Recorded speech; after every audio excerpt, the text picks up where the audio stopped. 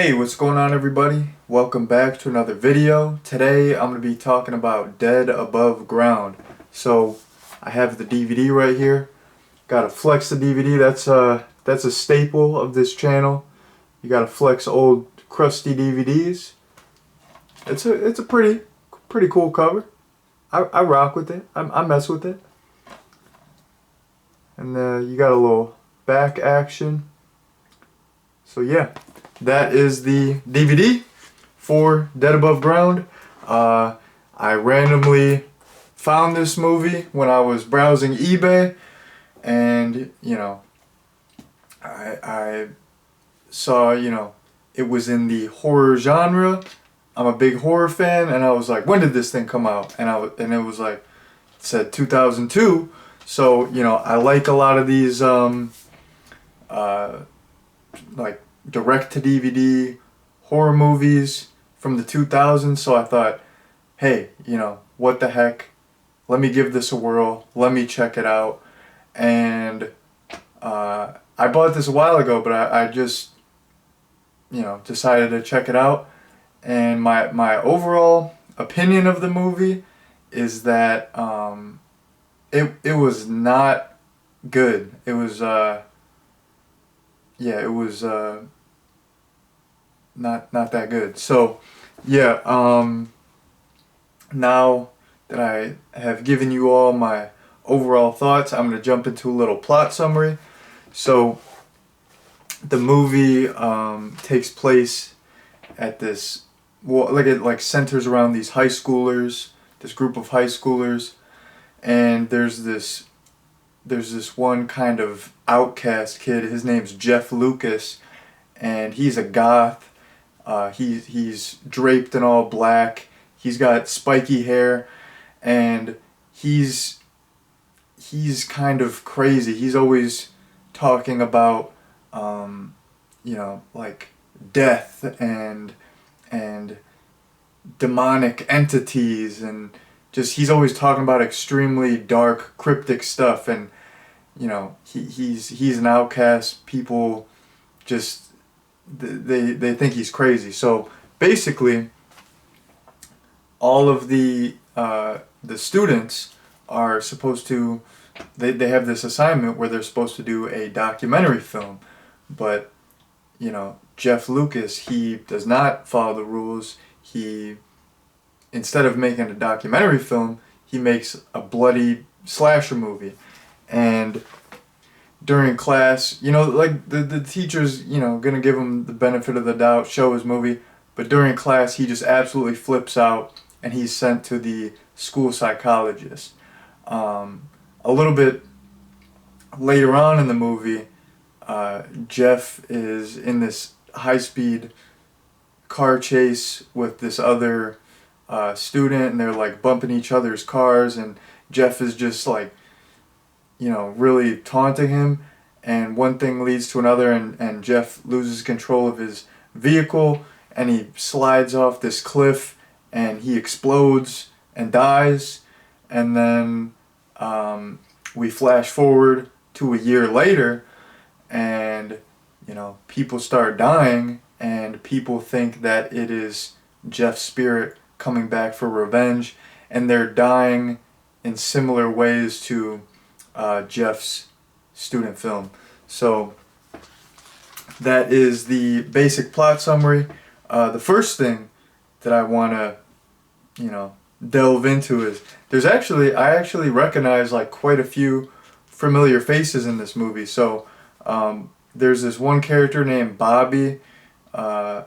He was played by Tony Denman, who I know him from quite a few random National Lampoon movies. He's in Dorm Days 1, Dorm Days 2, and he's in this movie called Barely Legal, which I have that movie on DVD. That's like a pretty cool little National Lampoon movie. I also, another character that was in the main cast of characters, his name was Jason. He was played by Craig Kirkwood, who he was in this other early 2000s horror movie that I reviewed on the channel called Slash, so I definitely recognized him. It was cool to see him. the main, pretty much the main girl in this was played by Lauren German, who she was the main girl in Hostel 2, and she was actually in the 2003 Texas Chainsaw Massacre. She was the girl from the beginning who, you know,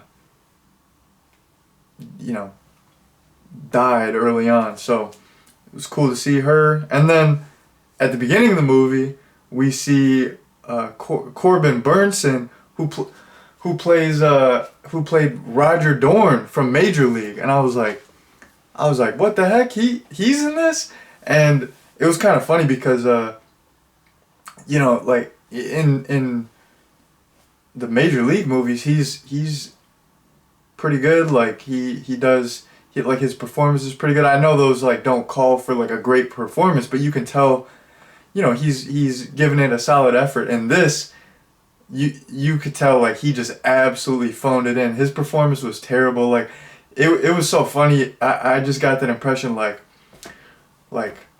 you know what? Okay, I'm gonna show up for one day. I'm gonna get my paycheck. I'm in this. My agent got me this gig for this shitty direct-to-DVD horror film. I'm gonna go there for a day. I'm gonna phone it in. I got other shit going on. I don't care. No one's gonna see this piece of shit. Whatever. You know, I barely even need to memorize my lines. Who cares? Like that was like the vibe I got because his performance was like so bad. And like I said, in the Major League movies, he's good, and in this you could tell he was just like, I'm not even gonna try. I'm just here for a paycheck. F this movie. No one's gonna see it. Whatever. Like, I'm just here for a day. I'm chilling. So, yeah, his performance was bad, but it was cool seeing him. I like him. He's in those Dentist movies. Dentist 1 and 2.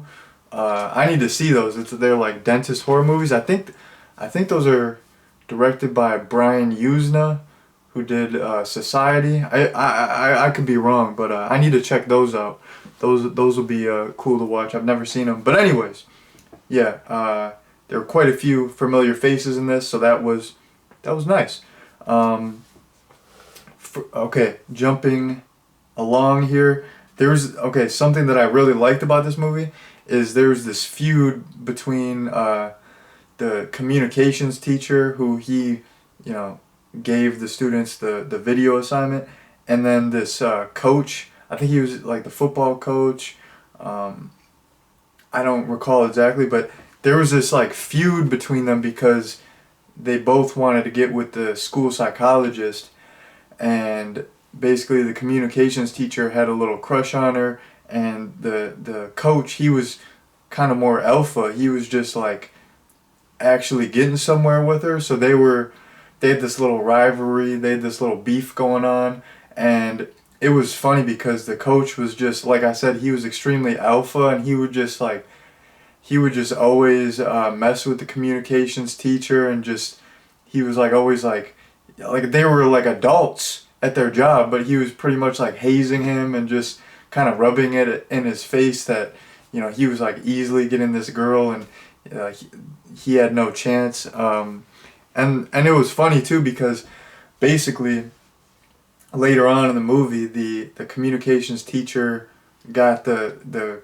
coach, like made the coach lose his job, and then the coach is like living in his van in the school parking lot, and he's just like drinking, like smoking heck of weed, and the communications teacher tries to intimidate him, so he like whips out a gun and he's like, hey, get off school property. And the coach is like, what are you gonna, like, you're not gonna do anything with that. And I think he like shoves him down or whatever. Like, even when he is down bad like that, like he's like living out of his car, just like all greasy, grimy. He's got 5 o'clock shadow going on. He's just like, he's hit rock bottom. He's still like, I'm not gonna take this from this goofy communications teacher. Like, this guy is like a effing dweeb. Like, he's not gonna do anything. So I just thought that was fun. Like, their whole feud was funny, but it was funny how like the teacher, the communications teacher whipped out the gun, and like I forgot if if the coach punched him or he pushed him down, but he did something like that, and it was absolutely funny. Like he, even like the guy pulls a gun on him, and he's still like, I can't take you seriously. Like you're an effing goofball. So I like their whole rivalry.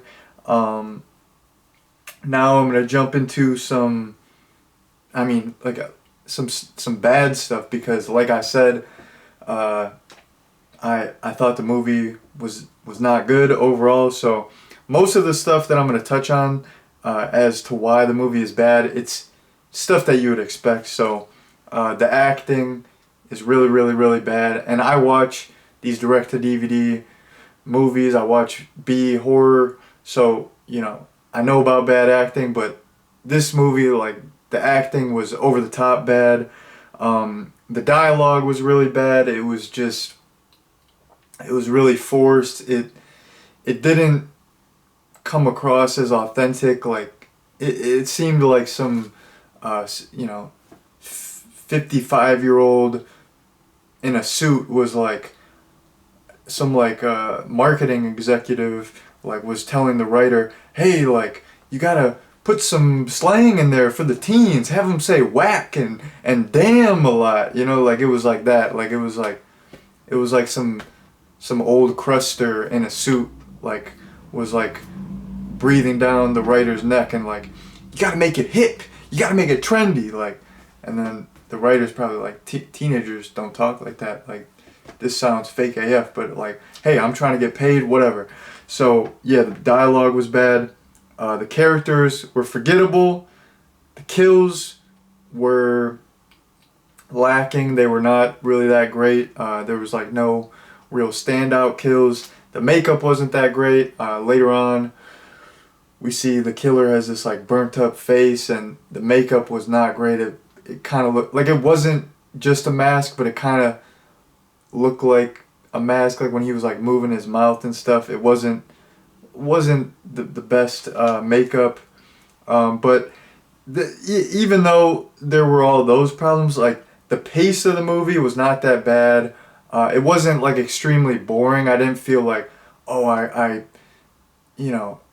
this is like a test of endurance, or I want to go to sleep right now. Like it was paced decent. It kept my attention for the most part, and I thought the premise was kind of unique, even though they didn't execute it as well as they could. But the premise was kind of unique, and the overall story wasn't that bad. So there you go.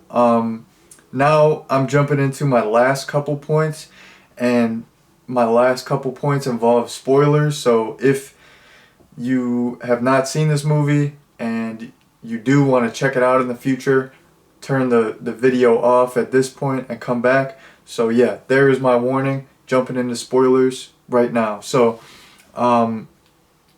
basically, this movie is bad, but there are quite a few moments or like instances of, not instances, there's quite a few, instances of like so bad it's good type stuff. So basically, the whole Jeff Lucas character, he played it so over the top. Just like his dialogue was crazy, his delivery was nuts. Like when he's in the car chase with the other kid, he's just like laughing maniacally. He's got his eyes wide like this. He's like, like he's just absolutely crazy. Like he's like just so over the top, just overacting to the nth degree. Like, I mean, I've seen overacting, but this kid should get he should get an award. Like this kid was overacting like crazy. Like he was absolutely funny to watch. So bad it's good. It was his anytime he was on screen, it was awesome. Also, just his whole like goth persona. It like he was so over the top with it, and he would just be like the Celtic druids and the demons and Samhain and the death is only the path to enlightenment or whatever. I'm just freestyling. I don't know exactly what he said, but whenever he spoke, it reminded me of that classic YouTube video, How to Be Emo, where it's like, what is your name? Dead, because I killed it. He just, I don't know. He really, like, he was so emo, he was so goth, that it was like over the top. Like, it wasn't believable, it just became funny, and everything surrounding his character was absolutely hilarious. Like another like connection that I made too was like he seemed like a angsty 13-year-old who like just went through their first breakup and then like discovered emo rap music. Like that's kind of what his personality was like, and it was just, it was like so far-fetched. Like nobody in high school would act like that. Like this kid was like, I mean, it's cool to be like goth, but this dude was like, I mean, he was like King Goth. He was the king of the goths. Like, you can't get more goth than this kid. Like every single sentence he said is like a some cryptic bar. Like he's like doing all these, like everything he does is like this little like it's like he's like reciting like scripture from the Satanic Bible. Like that's how he talks. Like this dude was over the top. Also, like, okay, so his whole character was funny, but also the two times that he died were the funniest thing ever. Like when he drives off the cliff and explodes, I literally laughed out loud. It was absolutely hilarious.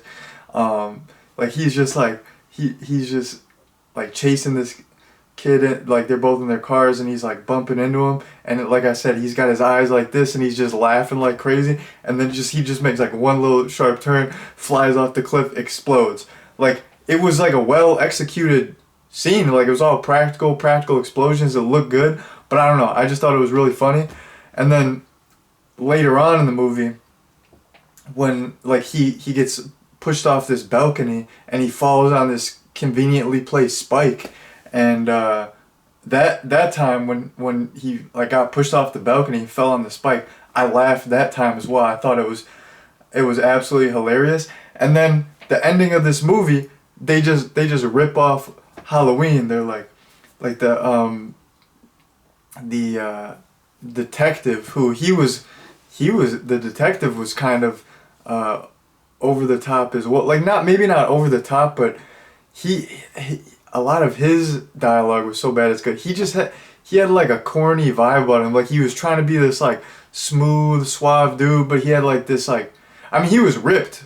Like he was like getting with the school psychologist chick. They had this like random sex scene, and like the dude was built, like he was putting in work. Like he was doing his like, you know, tricep extensions, he was doing curls, but like he had this goofy almost like mullet haircut, and just like he was like one of those dudes who was like, he was like trying way too hard to be like cool. Like, oh, I'm the cool detective, I'm smooth, I'm suave. It's like, dude, like get over yourself. Like just like, why, just be like chill out. Like he was always trying to like, oh, I'm so cool, gotcha bro, you know. Yeah, but anyways, the killer like gets pushed off the balcony, and then that detective guy says something like, yeah, he's not coming back this time. And then they just like cut to the to like the like rocks where the killer was like laying dead, and it's like, oh, he disappeared Michael Myers style. And then I was just like, they just blatantly ripped off the ending of Halloween. I'm like, this rules, this is awesome. Like they don't give a F. Like they're just like, how do we, they're like sitting around the writer's room. It's like 3 a.m. in the morning. They're drinking coffees. They're like, we gotta finish this movie. We got our deadline. We're gonna miss our deadline. How do we end this movie? How about he falls off a cliff, and then when they go to look a second time, he disappears Michael Myers style. Oh, yeah, I mean, no one's gonna see this anyway, so yeah, we could just rip off Halloween. Okay, cool, yeah, we gotta, we're contractually obligated to get this thing in next week. So yeah, let's finish it. That's like the vibe I got. But anyways, that was the last point that I wanted to get into. So now I'm gonna get into my recommendation, and I'm gonna head out. So in terms of a recommendation, I would not recommend Dead Above Ground. There was some so bad it's good type stuff going on. That was nice. Like I said, it moved at a decent pace. The story wasn't bad, but overall, it just, even for one of the, like, I like these direct-to-DVD movies from the early 2000s.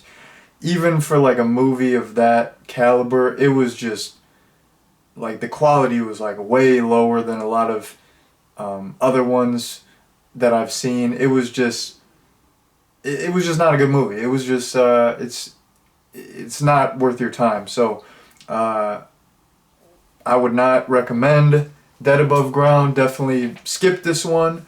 So yeah, there is my recommendation. But anyways, I'm gonna head out here. Thank you all very much for watching, and peace out.